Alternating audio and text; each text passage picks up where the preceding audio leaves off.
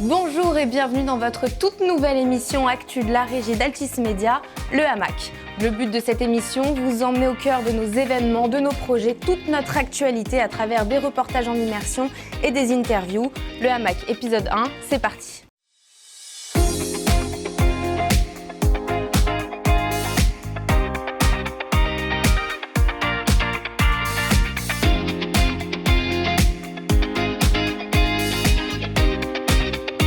Au sommaire de ce premier numéro, Altis Sunset, une interview exclusive sur le lancement de la Coupe du Monde de rugby au sein de RMC. Raphaël Porte et Karim Nedjari nous dévoilent tous les secrets du dispositif. À moins de 500 jours des JO Paris 2024, un reportage dans les backstage de la préparation de nos antennes. Et un autre événement, le Grand Prix favori organisé par BFM Business. Et la gagnante du prix Innovation revient sur son aventure pour le Hamac. Mais avant, pour commencer, retour sur les faits marquants de ces derniers mois de la régie d'Altis Media. C'est parti pour le flashback.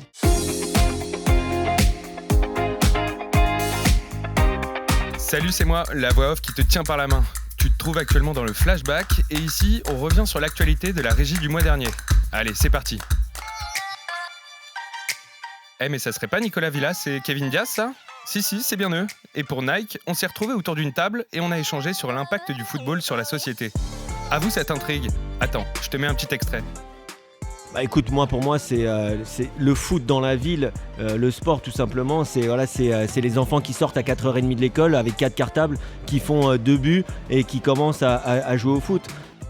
Sinon, en janvier, Skoda a squatté l'antenne de BFM TV. Et oui, pour la sortie de leur nouveau modèle 100% électrique, on s'est branché avec eux. Oh mais c'est Le Tone. Salut Le Tone. Oui, il était avec nous sur cette EP et il nous a régalé comme à son habitude. Il nous a embarqués avec lui à la Défense et vise-moi la taille de cet écran. Magnifique, il n'y a plus qu'à l'essayer. Ce titre vous est dédié. You want a war or do you wanna just give me a gun? Bon, on repassera pour l'accent, mais t'as reconnu, non? C'est bien Keanu Reeves qui est de retour pour la 4e fois dans le costume de John Wick. Et il a tout cassé à Paris, genre vraiment tout cassé. On s'est dit qu'il ne fallait pas le contrarier, donc on s'est mis au niveau et nous aussi on a mis le paquet. On a customisé le jingle RMC, on en a parlé dans Culture et vous, on a même interviewé la star du film, Keanu Reeves. Yes. On a aussi écrit des articles, mais surtout on vous a fait gagner une place pour l'avant-première du film. Amen.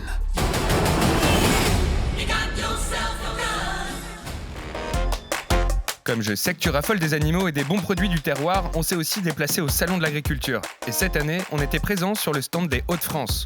Tu sais là où on mange du maroilles au petit-déj ? Bref, je m'égare. On voulait être au plus proche de ceux qui nous écoutent et on vous a même fait gagner des lots comme des paniers garnis ou encore des places pour des matchs. Tu peux le dire, on est plutôt sympa. Parlons chiffres maintenant. Tu connais les BFM Régions ? En fait, c'est simple, c'est BFM TV mais en région. On est déjà présent dans 10 régions et oui, quasi toute la France. D'ailleurs, nos chaînes locales sont les préférées des Français, et c'est pas moi qui le dis, c'est eux. Depuis la création des BFM Régions en 2019, vous êtes déjà 5,8 millions de Français à nous regarder, soit plus de 22% sur un an. Si c'est pas énorme ça ? Petit focus sur les JO maintenant. À 500 jours des Jeux, on a réalisé une étude avec Harris Interactive. Parce que vous êtes 78% à penser que Paris 2024 est un moment privilégié pour unir les Français, on va tout donner pour vous faire vivre l'événement comme si vous y étiez. D'ailleurs, 2/3 des Français ont prévu de suivre l'événement sur RMC ou sur les antennes du groupe Altis. Pour terminer, une question. Tu connais l'Info en vrai ? C'est le nouveau programme de sensibilisation au métier de l'information proposé par Altis. Si ça t'intéresse, rendez-vous sur notre site internet pour en savoir plus et t'inscrire aux différents ateliers. Bon, c'est déjà la fin de ce flashback, mais pas encore de l'émission. Donc bouge surtout pas, on se retrouve dans le Coming Next. Il y a quelques jours, Karim Nedjari et Raphaël Porte nous ont dévoilé dans une interview spéciale pour le Hamac la préparation de la Coupe du Monde de rugby chez RMC, côté édito et côté régie. C'est Altis Sunset.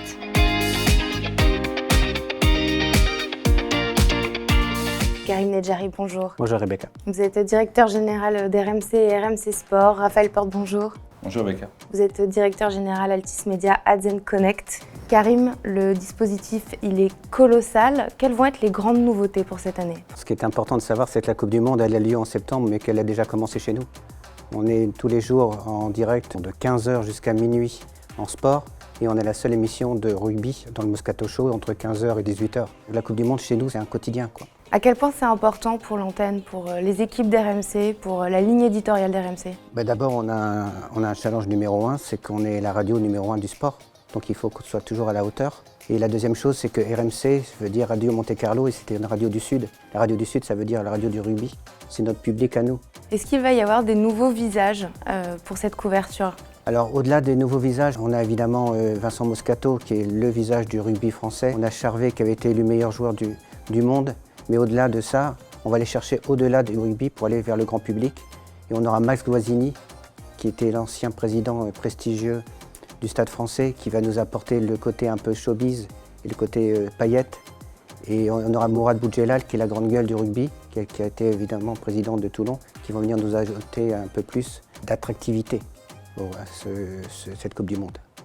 Raphaël, quand on mobilise toute la grille de cette façon-là, quelles sont les opportunités côté régie? Quelles sont les opportunités pour les annonceurs? Alors elles sont multiples et comme le dit Karim, l'avantage c'est que ça commence déjà. On est déjà présent, déjà référent sur le rugby.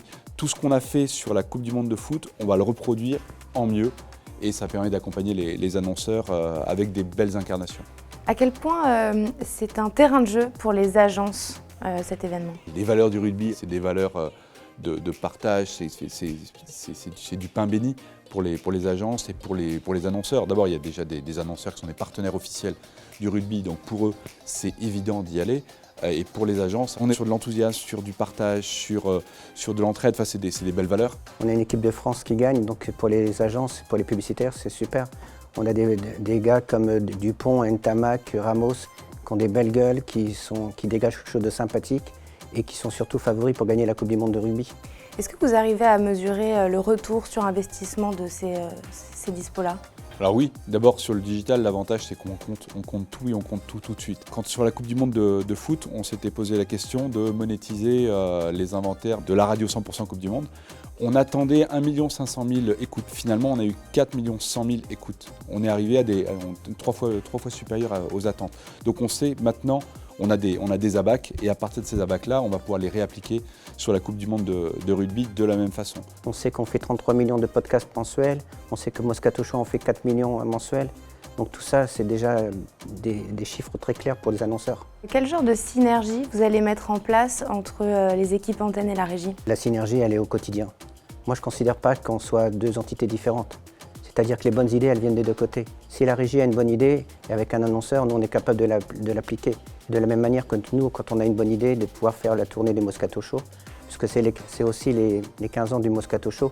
Donc on va faire Moscato paie sa tournée et on va être un peu partout. Donc évidemment que là, on peut trouver des annonceurs. Il n'y a pas une journée ou une demi-journée même où on ne se parle pas avec Karim. C'est comme ça qu'on construit la relation, c'est comme ça qu'on répond aux questions. À tous les deux, quelles sont les attentes principales B2B et B2C de cette Coupe du Monde? Moi, les enjeux, ça va être des enjeux d'audience et de monétisation. Et en fait, ce qu'on n'attendait pas à ce point-là, c'est d'avoir un tel engouement d'ores et déjà. On est plus à se dire, bon, qu'est-ce qu'il faut maintenant créer en plus, parce que tout le monde a envie de jouer sur cette Coupe du Monde. Donc on a des attentes qui sont d'aller voir, moi je vais voir Karim en disant, est-ce que je peux créer quelque chose de complémentaire? Est-ce que toi tu as d'autres idées? Pour cette édition-là de la Coupe du Monde de rugby, est-ce que les auditeurs et les téléspectateurs ont des attentes particulières cette année? Plus que jamais, la France a besoin de se retrouver. Je pense qu'on l'a vu ces derniers temps avec le débat sur la retraite, la France est fracturée et elle a besoin de communier, elle a besoin de se retrouver devant une équipe qui gagne, elle a besoin de fierté, elle a besoin de trouver des valeurs patriotiques. Cette équipe de France qui peut gagner ce titre, c'est un moyen sans doute de réunir toute la France. Et donc nous, on a cette envie d'accompagner cette équipe de France. Merci Karim, merci Raphaël. Merci Rebecca. On reste dans le sport et à moins de 500 jours des Jeux Olympiques Paris 2024, on part en immersion dans les backstage de la préparation d'un événement pendant lequel la régie a présenté à ses clients et partenaires nos dispositifs autour des Jeux Olympiques. Reportage de Marie Benjabala.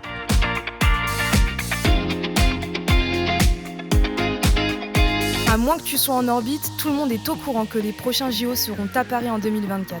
Et à 500 jours de ces Jeux, on a présenté tout ce qu'Altis va mettre en place pour l'occasion. On est sur l'OPJ-500 avant Paris 2024. Ce soir, on présente à nos annonceurs, à nos partenaires, les dispositifs pub et édito autour de Paris 2024, des Jeux Olympiques. Et on se retrouve quand même dans un super lieu ce soir. C'est quoi ton rôle, toi, sur cette OP? Je suis responsable communication et relations publiques à la régie d'Altis Média. Ok, tu nous fais un petit room tour pour voir ce que ça donne? Suis-moi.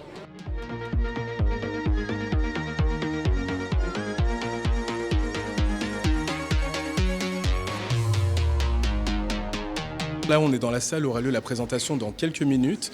Christophe Cessieux nous a présenté ce à quoi on doit s'attendre pour ces JO24, mais surtout, il l'a fait main dans la main avec toutes nos antennes. BFM Télé, BFM Business, BFM Région et RMC. L'idée, c'est qu'on a 16 mois pour fabriquer des histoires particulières, des formats qui vont nous servir et qui doivent servir les annonceurs et leur permettre de s'exprimer.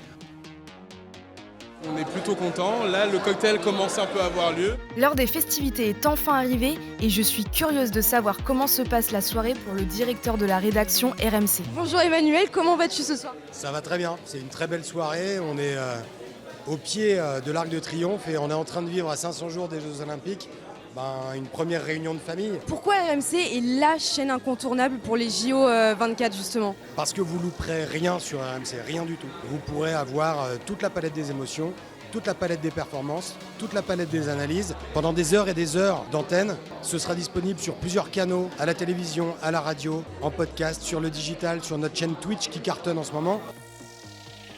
Tiens, il y a Benjamin Duron qui est là. Je te laisse avec Marie. Marie, enchanté. Nous, l'objectif de cet événement, c'était de montrer à quel point l'intégralité des supports du groupe avait toute leur place dans les dispositifs. Et on l'a vu avec BFM Business pour la partie décryptage, on l'a vu avec les BFM Région pour la partie proximité et avec BFM TV pour la partie information. Merci beaucoup. Merci beaucoup, je retourne boire mon champagne du coup. Merci. Pas de soucis. Allez, on en profite pour aller voir Christophe qui, lui, n'est pas encore au champagne. T'es un peu la star ce soir de l'événement. Non, pas la star c'est les athlètes qui sont venus quand même, les vrais champions. T'es aujourd'hui à ta 11e édition des Jeux Olympiques. Est-ce qu'il y a une petite émotion pour la 12e édition à domicile? C'est la première fois que je vais faire les Jeux Olympiques en France. Les 10 premiers Jeux Olympiques que j'ai faits, c'était au Japon, aux États-Unis, en Corée, en Espagne, dans tous ces pays-là. Et là, les vivre en France, ça va être magique. Ouais. D'ailleurs, en parlant d'athlètes, on est allé discuter avec Romane Dico, la championne olympique de judo en équipe de France. Si c'est pas la classe, ça. On compte te retrouver tous les week-ends dans les grandes gueules. On compte te suivre et pouvoir voir comment se passe ta préparation. Est-ce que tu peux nous en dire un peu plus sur ça? Moi j'ai hâte, je voulais juste dire que j'ai hâte parce que c'est vrai que d'avoir une radio comme RMC qui peut nous suivre, nous en tant qu'athlètes, pour la préparation aux Jeux Olympiques de Paris, je pense que c'est vraiment une chance. Les Jeux Olympiques, c'est pas une histoire facile, c'est pas une aventure facile, c'est compliqué. Et je pense que de pouvoir l'exprimer auprès des Français via RMC, c'est vraiment une chance aussi pour nous en tant qu'athlètes. Du coup, qu'est-ce qu'on peut te souhaiter ce soir? Une deuxième médaille olympique peut-être pour la suite? Exactement, moi mon objectif c'est l'or olympique l'année prochaine à Paris, en individuel et aussi forcément l'or en équipe avec l'équipe de France. C'est tout ce qu'on te souhaite, Romane. Ramène-nous l'or à la maison. Donc si tu veux suivre les Jeux Olympiques l'an prochain et que tu ne veux rien louper, c'est chez nous que ça se passe. Allez, on se retrouve très vite pour une nouvelle immersion en backstage du Nopé Amaki.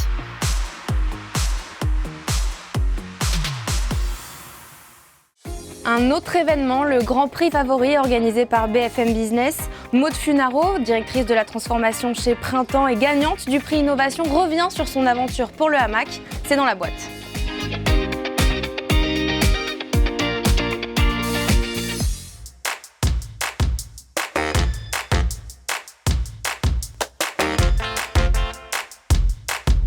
suis Maud Funaro, directrice de la transformation du Printemps. C'est probablement le prix e-commerce le plus intéressant parce qu'au-delà de la qualité de sa sélection, il démocratise ses innovations, ses prix et je pense que ça contribue à accélérer leur diffusion. On y a participé avec mon équipe pour notre programme de live shopping en mode printemps, qui est un programme de live shopping diffusé toutes les 2 semaines depuis 1 an et demi. C'est une émission diffusée un mercredi sur 2 à 18h, qui est un peu comme une séance de personnage shopping. Avoir gagné ce prix, c'est évidemment une immense fierté, une reconnaissance. On l'espérait, mais on ne peut jamais s'y attendre vu la qualité des candidats qui participent. On l'a célébré avec joie, évidemment. J'en retiens beaucoup d'optimisme, de bouillonnement et surtout de rencontres entre beaucoup d'entrepreneurs, de personnes portées par l'innovation, très passionnées par ce qu'elles font. Continuer avec cette envie de progresser, d'avancer et que les équipes continuent d'avoir autant de projets, cet esprit entrepreneurial et qui reviennent vous voir souvent. L'émission touche à sa fin, mais juste avant, petit focus sur ce qui rythmera le quotidien de la régie prochainement. Des événements, des salons, des grands prix. Bref, voilà ce qui nous attend, c'est la rubrique Coming Next.